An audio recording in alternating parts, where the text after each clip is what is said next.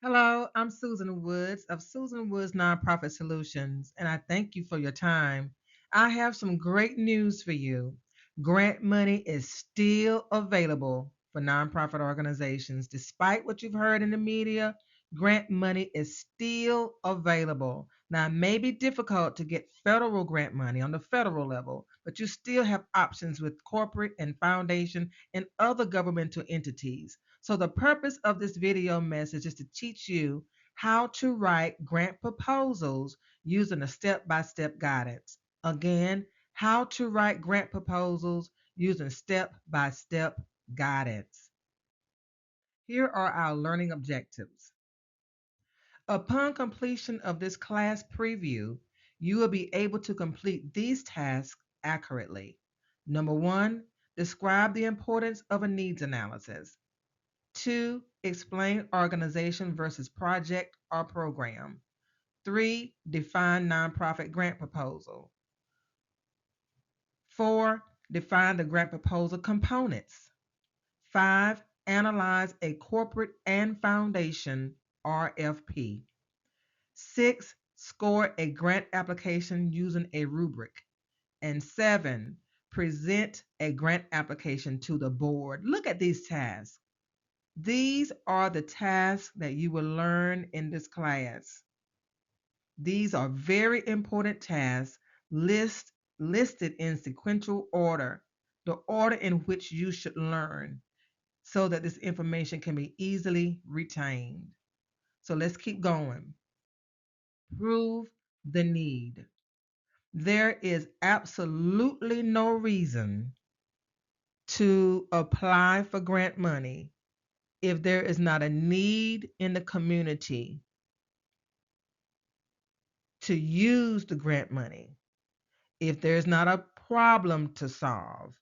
So before you even consider writing a grant proposal, prove the need for the grant money. How do you do that? Well, we complete what's called a needs analysis. What is a needs analysis?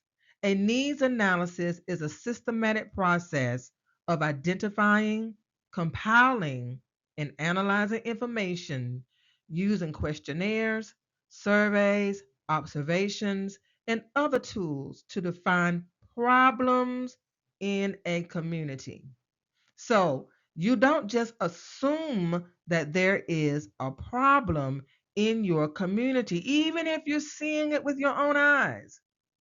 Even if you're seeing people sleeping on the street, literally, you think that's a problem because you have a home to live in. But you might be surprised to learn that there are many people who are sleeping on the streets, literally, that do not see that as a problem. So you have to make sure using a needs analysis, using a systematic process to prove that that is actually a problem before you try to solve it with grant money. You must complete a needs analysis to pinpoint problems or deficiencies in the community before you can find the best solutions to address them. Don't skip over this step. Don't make assumptions and turn around and write grant proposals to get money for a problem that does not exist. Start with a needs analysis to prove the need. Here are some questions that you might consider. What problem exists in the community? What target group experiences the problem? How does the problem impact the target group? How old is the problem in the community? How long has it been going on? What data validates the problem? What data can you find to prove that people living on the streets or sleeping on the streets is a problem? It sounds ridiculous, but these are some of the questions that you should answer before you try to get grant money to solve a problem that may not even exist. Once you've done that, then you're ready to go to the next step. What is the nonprofit organization's niche? What is your nonprofit's niche? You see, There's no need to talk about how to write a grant proposal if you don't have a 501c3 nonprofit organization already, because the majority of grant money is allocated to 501c3 nonprofit organizations. So this lesson, this class that I am facilitating, teaching today, assumes that you have a 501c3 nonprofit organization. So the question is, what is the niche? What is the focus of your nonprofit organization? Do you focus on things like veteran services, services for senior citizens, youth development services, perhaps employment services or housing services? What services is the primary focus of your nonprofit organization? You want to solidify that in your mind. What's the purpose of your nonprofit organization? What's the niche? And don't deviate from it. Don't deviate from your niche. Put a wall up around your niche, because that is your niche for a reason. It's your niche because you're interested in it. It's your niche because you're passionate about it. Don't deviate from it to try to satisfy the needs of a grant proposal. Don't do that. So think about that. Write it down. And once you've decided that, then you go to the next step and say organization versus project or program. The nonprofit organization is the entity with the 501c3 nonprofit status. The employer identification number, or EIN, the bank account, the IRS.gov representation, and other important systems are connected to the nonprofit organization. So that's important. Please remember that. The nonprofit organization is the entity with the 501c3 status, with the EIN, with the bank account, represented on the IRS.gov platform and other important systems. Then you go down and you talk about projects or programs. Let me first explain why I have these two words so that you'll understand why I have them listed. Projects or programs. The reason that I have both of these words listed is because grant funders, the entities that provide the tax-free grant money for nonprofits to do their work, describe what they support in terms of projects or programs. They use those terms interchangeably. But what I want you to remember is that whatever term the grant funder uses that you're trying to get grant money from, you use that term. If Wells Fargo uses the term projects to fund different initiatives, then you want to describe your your initiative as project. If they use the word program to describe the initiatives that they fund, then you want to use the word programs to describe your initiatives. So projects or programs operate underneath the organization when you want to secure funding specifically for a project or a program, and not for the entire organization. However, the organization governs the projects and the programs. So think of the organization as the umbrella, and the projects or programs operating underneath it. The projects or the programs can be considered as DBAs, or doing business as the nonprofit, because the EIN supports the projects or the programs as well. The money that you get for the projects or programs going to the bank account that's owned by the organization. Let's take a look at a picture or an image of what I'm talking about, and maybe that'll help you grasp the idea. This is the layout. This is the organizational structure. You have nonprofit organization, which owns the EIN, like I mentioned. You have project one or project two. So you would name the nonprofit organization a broad name, something. My nonprofit organization name is Comprehensive Community Based Solutions. very broad, because I want to have different types of projects underneath it. For example, one of my projects was called the Emerging Leaders Mentorship Project. The next one was called the Panorama Computer Learning Project. So you want to have specific names, very appealing names for your projects, but not for the nonprofit organization name. Broad name for the nonprofit organization, specific task-based names for the projects. And you notice that I'm using projects instead of programs here. And I'll be using projects going forward. So now you have to decide, what will the grant money fund? What are you writing a grant proposal to fund? The project name, not the nonprofit organization. Very rarely does a nonprofit professional write a grant proposal to fund the entire organization. Normally, you write a grant proposal to fund a project that you want money for. So you have to decide, what will the grant money fund? Now, here's a commercial break here.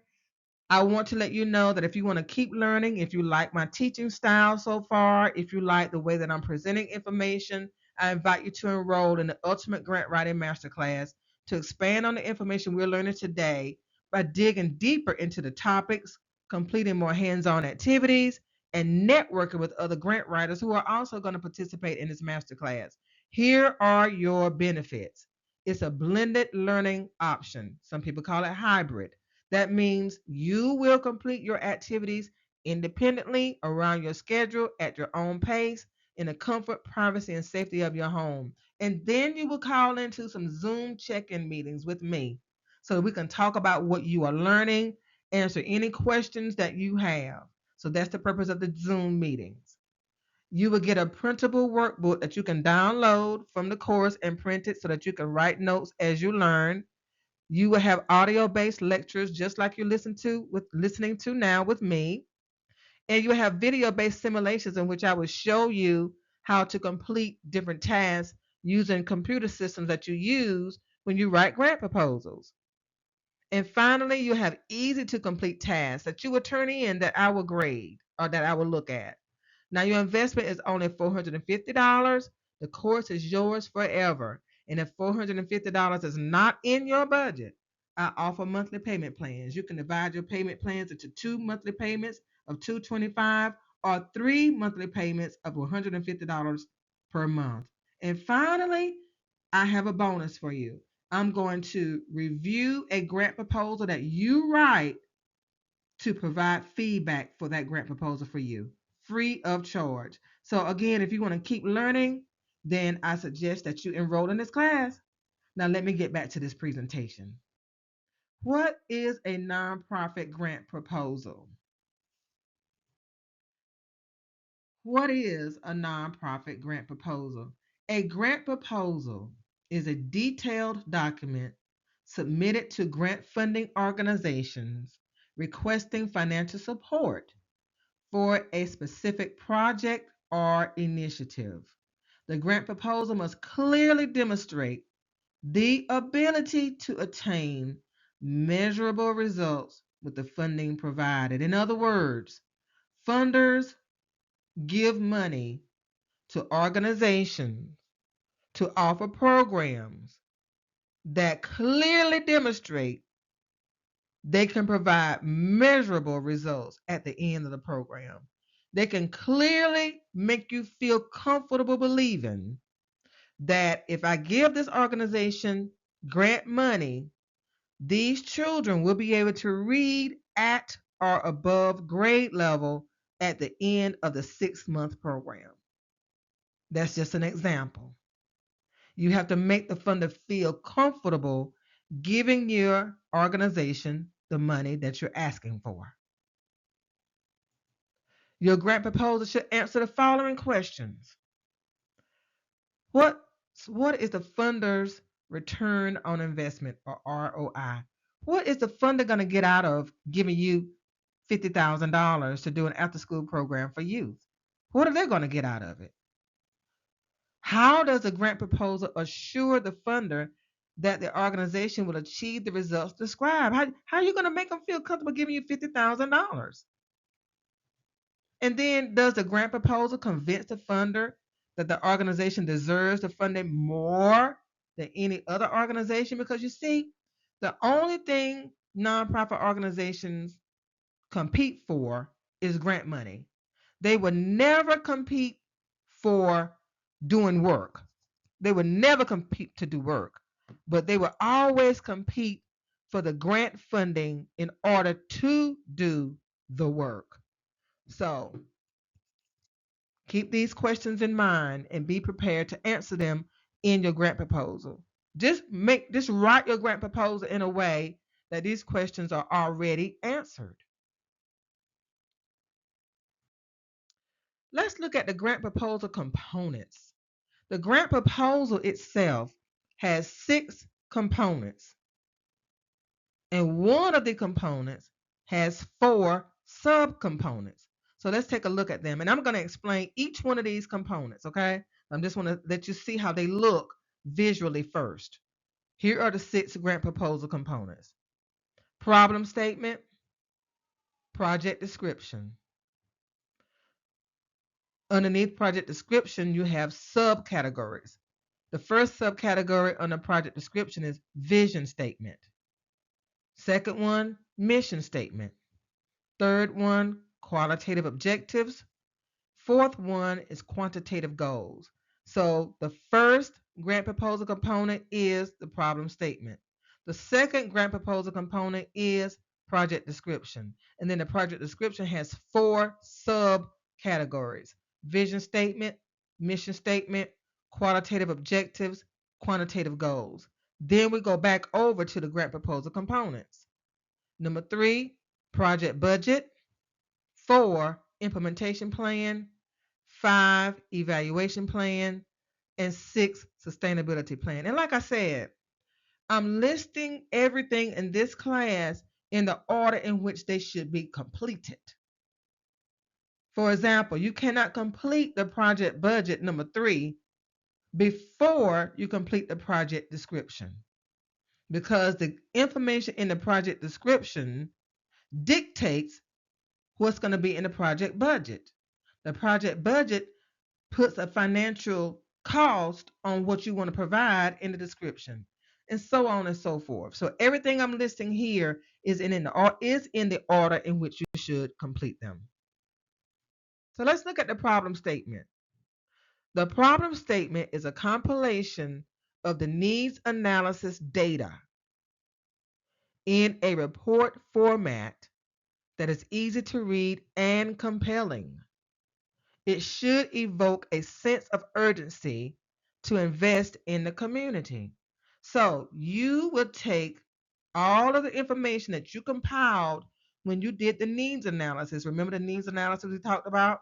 Now it's time to put all of that data into a report format that's easy to read for a grant funder and compelling. You want to make them feel like, I must give this organization some money.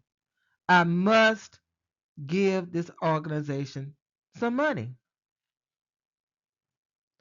So by doing that, or in order to do that rather, you have to provide credible statistical data. It can't be something that sounds made up. You have to provide credible data. Linkable sources of information. Nowadays, you can submit grant proposals online.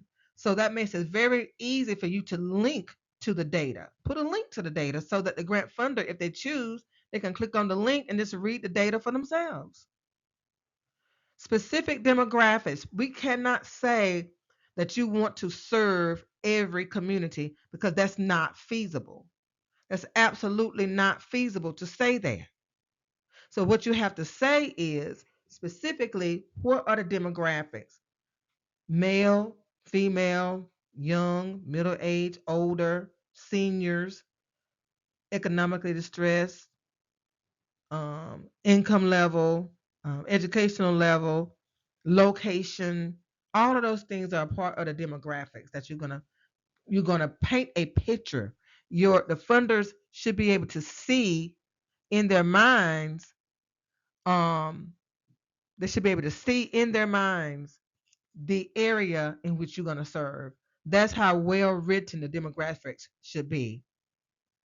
Visual imagery of the target group. Once again, let me close my eyes and see who you're talking about. See the imagery. So you have to be very good at using adjectives to describe the population that you want to serve. And again, include the needs analysis results.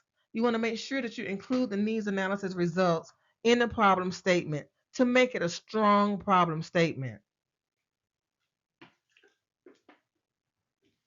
With the problem statement, you are laying the foundation for what's to come in the grant proposal. Let's take a look at a problem statement, and I'm not going to read this whole problem statement to you. So, no, not going to do that. You can go back and read it yourself. But what I want to point out by sharing this with you is I'm sharing that I included linkable links to information, to statistical data to prove what I'm saying. And that's very important. Try to include at least 3 sources of credible data in your problem statement to prove what you're doing. You remember I asked you about the niche? Well, the niche for this organization is to provide food in food deserts. That's the niche. This organization is focusing on health and nutrition. That's this organization's focus, health and nutrition. So that's why the problem statement is related to health and nutrition. Okay? So, linkable information. I think I did a pretty good job of laying out the importance of the problem in the community, or the problem rather, the problem statement with a broad problem statement from from information that's credible. Now, the next thing you want to do in terms of the problem is break it down to your service area where you will be providing services. So we already looked at the problem statement from a high level, okay, with very good data. Now you want to say, okay, this is how it applies in an area that I plan to serve.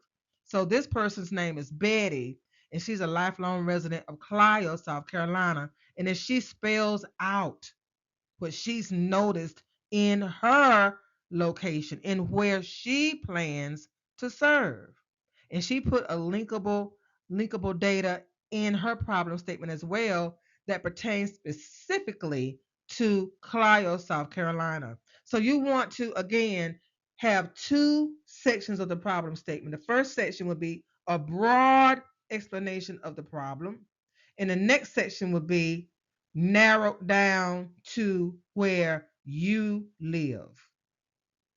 Okay? Okay, so that's the problem statement. That's the first one.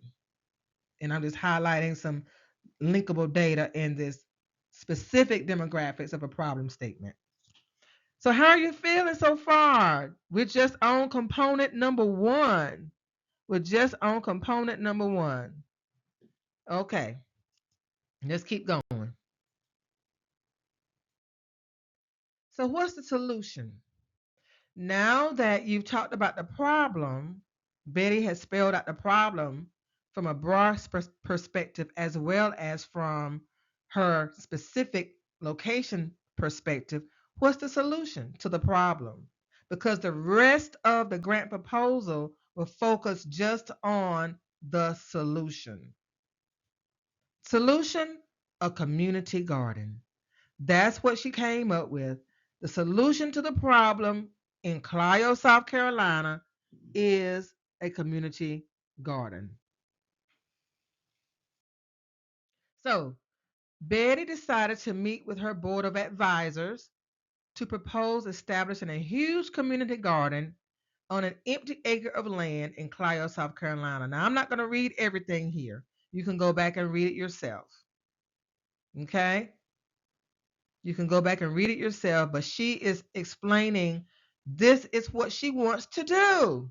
She wants to have a community garden to get rid of the food deserts in Clio, South Carolina. So when she proposed it to the board of advisors to get their permission, you see, you have to say, okay, as the executive director of a nonprofit organization, you have to get permission from your board of directors to even write a grant proposal because they have to approve the initiative that you want to fund through grant money. So she presented her idea to the board of advisors, hoping that they would say, yes, that's a great idea, Betty, go for it. You have our approval. So guess what? That's what they did. The board approved the request. So here is the setup for the organization. Betty's organization is called Community Solutions Incorporated. The EIN is 42-1672537. And her first project is called the Healthy Kids Project. She doesn't have a name for the second project yet. As a matter of fact, you don't have to have two projects under your nonprofit umbrella. You can have one project. You don't have to have two. So the first one that she's working on is called the Healthy Kids Project.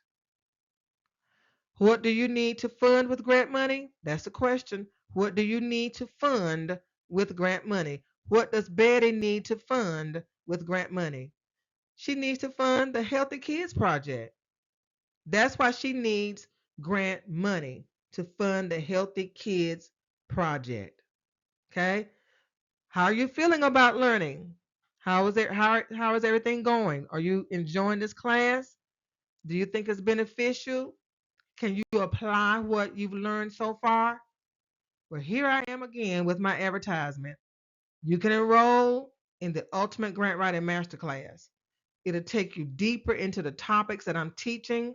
It opens on Monday, March the 2nd, and it runs through March the 21st, 2025. It's a hybrid learning course, meaning that you're going to complete your tasks independently, and then we will meet at designated times through Zoom check-in meetings so you can ask me any questions that you have about the learning, about what you are learning. The class is $450 and it's yours forever after you complete it. You don't have to pay the full $450 up front. You can make monthly payments. You can divide it into 2 monthly payments of $225 or 3 monthly payments of $150 each month. And the link to enroll is in the description. Now let's keep going. The Healthy Kids Project. That is what Betty wants to fund. She wants to create a project in Clio, South Carolina that will help her close the food desert in her community. The Healthy Kids Project. That's what she's working on. Okay, she's been approved by the board of advisors to go forward in writing a grant proposal, getting the money for the Healthy Kids Project. That's what they've given her approval to do. Okay, here we go. So now we've already talked about the problem statement, right? Remember? We talked about the problem statement. So now the second grant proposal component is the project description. The project description is the heart of the grant proposal because it focuses on 6 project details to explain why grant funders should award grant money to solve the problem identified in the community. So this is grant proposal number 2 of 6, the project description. But the project description itself has 6, let's say, subcategories underneath it. This is the heart of your grant proposal. It is the longest part of the grant proposal. This is where you really spell out everything that you want to do in your community to solve the problem. The problem that Betty's organization faces is food deserts. So in her project description, everything she shares should relate to solving that problem. So let's look at it. The 6 project details are project vision statement, mission statement, qualitative objectives, quantitative goals, target demographics, and project services. These are the 6 subcategories of the project description, which is the what? The heart of the grant proposal. So let's take a look at each one of them. The project vision statement. The vision statement is a broad statement that describes long-term positive change. Long-term positive change. It's broad. You don't get too many details in a vision statement. You just say what's going to happen in the long term if you give us this money that we need. So, for example, a vision statement could be establish a community garden to eliminate the food deserts and to teach children the importance of health and nutrition through gardening. And you see this little cute little girl, you're teaching them the importance. You're planting a seed, pun intended, you're planting a seed in their hearts to teach them it's important to plant seeds to see things grow that are turned into plants that will help you live a healthy and nutritious life. So that's the vision statement. The mission statement, project mission statement, is number 2. The mission statement explains how to realize the vision. Now you go back to the vision. That's why you can't. That's why you shouldn't write a mission before the vision, because the vision is broad. The mission is more detailed. So the mission is we plan to establish a huge community garden to provide fresh vegetables year round. So the mission statement again explains how to realize the vision statement. So, how do you realize a vision statement again? You're going to establish a huge community garden to provide fresh vegetables year round. That's how you're going to do it. That's the mission.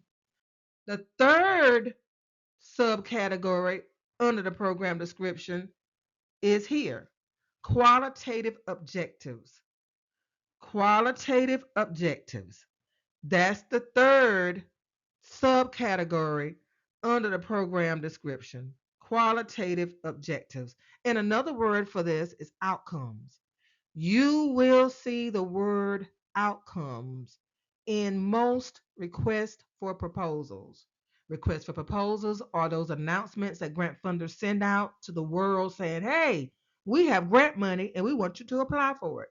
So the request for proposal is a document that explains all the requirements that you need to apply for grant funding from that funder. And the word outcomes is always in the RFPs, request for proposals, because they're asking you, what outcomes can we expect from our money? So, what is a qualitative objective or outcome?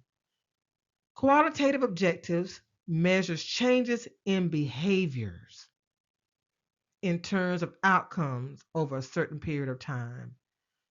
They measure how your clients' behaviors will change over time. Imagine a child saying, I hate tomatoes, because they don't know what a tomato is. They've never tasted one.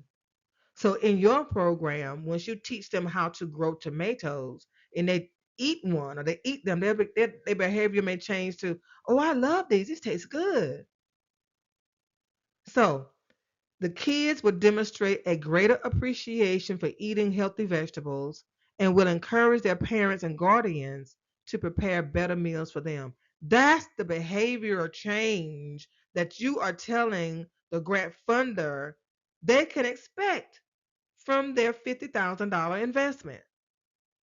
From your $50,000 investment, but the qualitative objective or outcomes that you can anticipate receiving or seeing is that kids will demonstrate a greater appreciation for eating healthy vegetables. Number 4, quantitative goals or outputs. Quantitative goals are referred to as outputs. Again, the RFP will ask you to describe the outputs that the grant funder can anticipate receiving from their $50,000 investment. So what are outputs? Outputs measures outputs rather in realistic terms. So these are the results. You input information and you input a service into the recipients, people who are receiving the service, and this is what you're going to get in realistic terms, tangible terms. You're going to build 20 raised beds in the garden. You're going to enroll 100 kids in the project. You're going to facilitate 5 cooking classes for adults. You're going to enroll 15 adults in each cooking class. You're going to deliver 200 vegetable baskets to the elderly throughout the project. And you're going to host 4 free vegetables markets. Okay?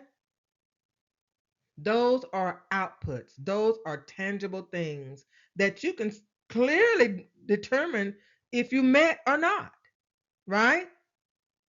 At the end of the project, the grant funder can say, okay, did you build the 20 raised beds in the garden? Did you enroll 100 kids? Did you facilitate 5 cooking classes? You can easily answer those questions. Target demographics.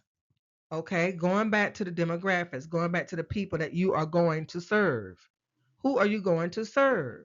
Okay, the target demographics, people you're going to serve, people you're going to target, and the location. Just think about this. You are painting a picture of the people that's going to receive your services, their race, their gender, their age, their education, their income, where they live, all of that. We plan to target children between the ages of 5 and 18 years old and their parents or guardians who live in economically distressed food deserts in Mecklenburg County, North Carolina. Now take a moment to read that. Read that again. Read that one more time. And then you describe who you're going to serve. Who are you going to serve? Who are you going to serve? Who are your target demographics? Who are your target demographics? Describe them and try to paint a picture with your description. Try to paint a picture. Look at my target demographics. How could I do a better job painting a picture of the people I'm going to serve, or the people that Betty is going to serve through her nonprofit? Use adjectives to describe them, to make it clear. And finally, the 6th subcategory under description is project services. What are the actual services that the organization is going to provide? What are the actual services? Build a community garden with 20 beds. Teach children how to plant gardens. Teach parents and guardians how to cook. Provide free vegetables for the elderly. Host free vegetable markets, kind of like a farmer's market when people come and people have vegetables laid out on tables and people just come and have a basket and pick up what they need. That's what we're talking about as far as host free vegetable markets. But these are the project services. Now think about this. Look at these services. Now you want to think about, okay, how are we going to implement this? How are we going to put these services into action? How are we going to put them into practice? Each one of these services requires a whole long list of tasks to complete. For example, build a community garden with 20 beds. What does that entail? Think about it. What does it entail to build a community garden with 20 beds? First, where's the land? Second, get the equipment necessary to build the community garden, to build the beds with the community on the community garden. Get the soil, get the tools you need. So when you think about services, ladies and gentlemen, be realistic. Be realistic, because each one of these 5 services requires a long list of tasks to complete to implement them.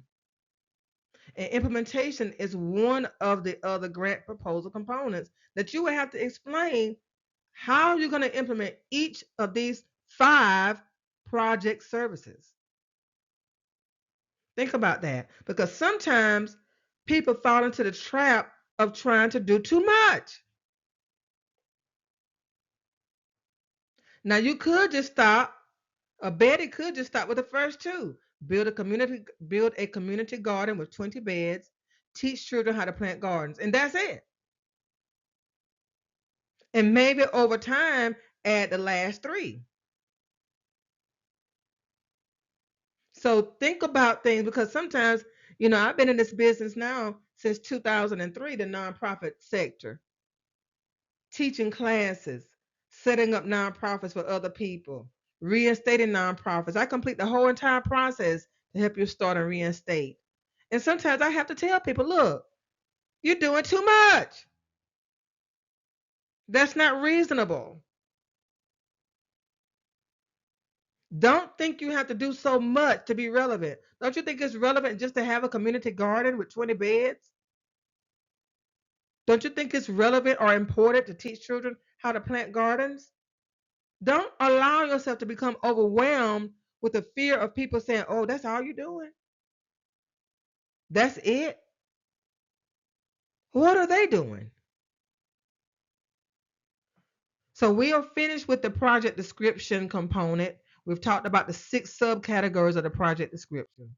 So now, do you want to keep learning? Because we've only talked about 2 of 6 grant proposal components. This is what we've learned so far with our objectives. I'm going back to the objectives that I shared in the beginning of the class. How do you feel about the task so far? We have explained organization versus project or program. We've described the importance of a needs analysis. We've defined nonprofit grant proposal. These are the things that we've done so far. We've defined 2 grant proposal components, right? 2 of the 6. Now, this is what's left in this class. Define requests for, well, first of all, before I say that, we still have to cover the 4 remaining grant proposal components.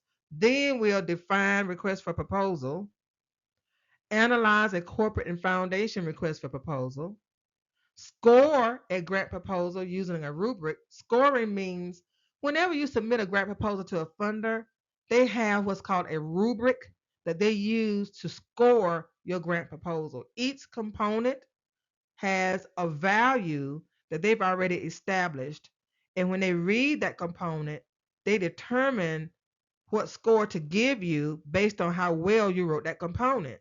For example, the project description could have out of 100 total points, the project description could easily be worth 45 points. And you know why? Because it's a lot of information in a project description. So they would have a rubric scoring sheet, and each person that's scoring your grant proposal will score the project description. And so you want to have a high score. In this class that I'm teaching, the grant writing master class, we talk about how to score an application using a rubric and then present a grant application to the board. Now, these are the things that we're not going to talk about. I'm not going to talk about these things in this class that I'm teaching right now, because I'm going to cover those in the Ultimate Grant Writing Masterclass. So in the Ultimate Grant Writing Masterclass, I'm going to go back over everything we've talked about in yellow, and then I'm going to add on the 4 remaining grant proposal components.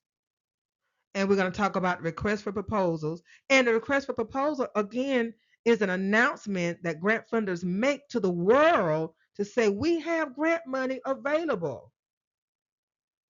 We're going to talk about those. I'm going to show you how to find them. When somebody says, well, where is the grant money? How do you find grant money? You find grant money by finding requests for proposals. Requests for proposals are the announcements that we have $100,000 available for you to apply. We have $10,000 available for you to apply.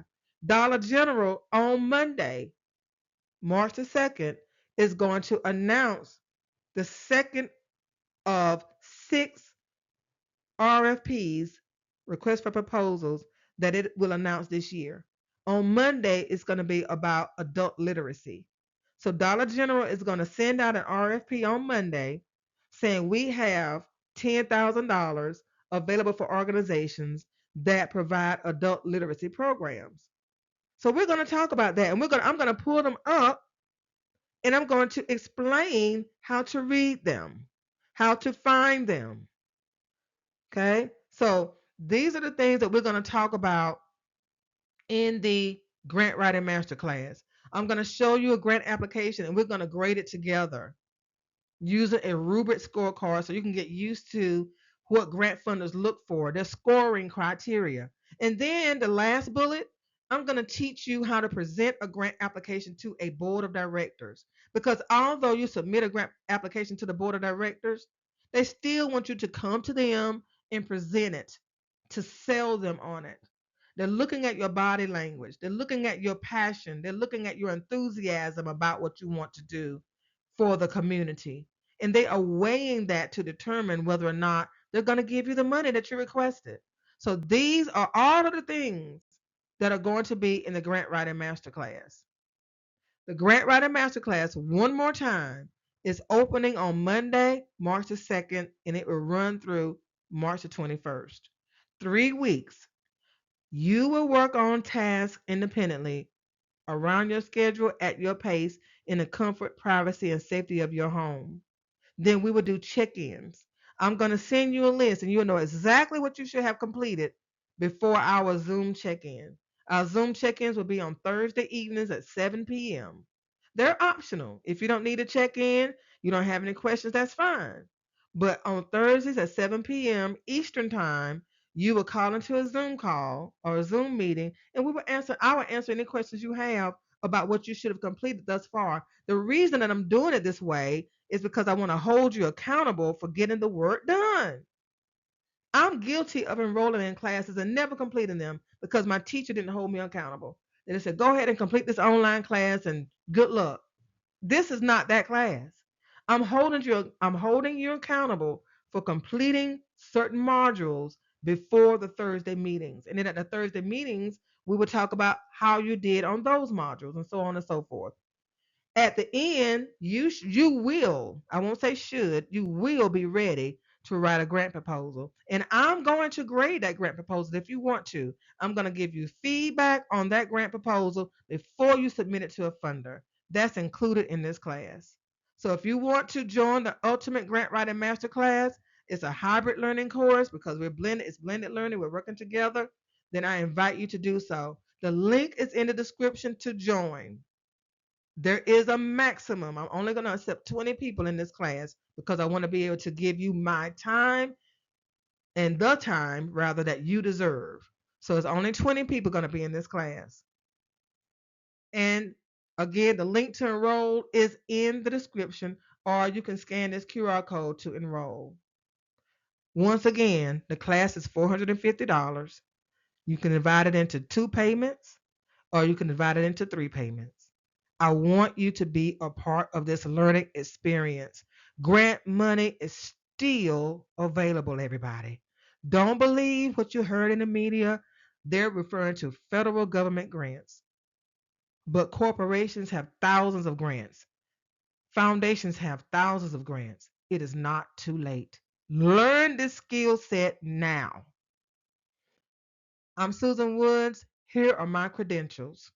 I thank you so much for your time, and I hope that you join me in the ultimate grant writing masterclass. I've taught this class for years, and I've gotten excellent feedback from my students. As a matter of fact, I'm teaching this class on Friday of this week, February 28th. I'm teaching the same class for the Foundations for the Carolinas in Charlotte, North Carolina.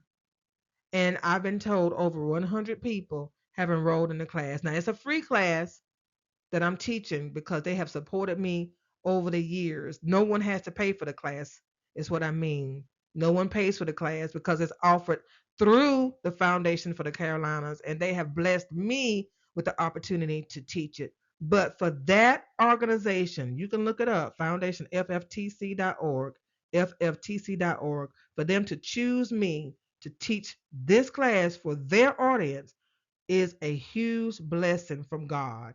And I'm so grateful. I want to share that same information with you. Enroll in the Ultimate Grant Writing Masterclass so we can work together to get you the grant money you need to succeed. Thank you.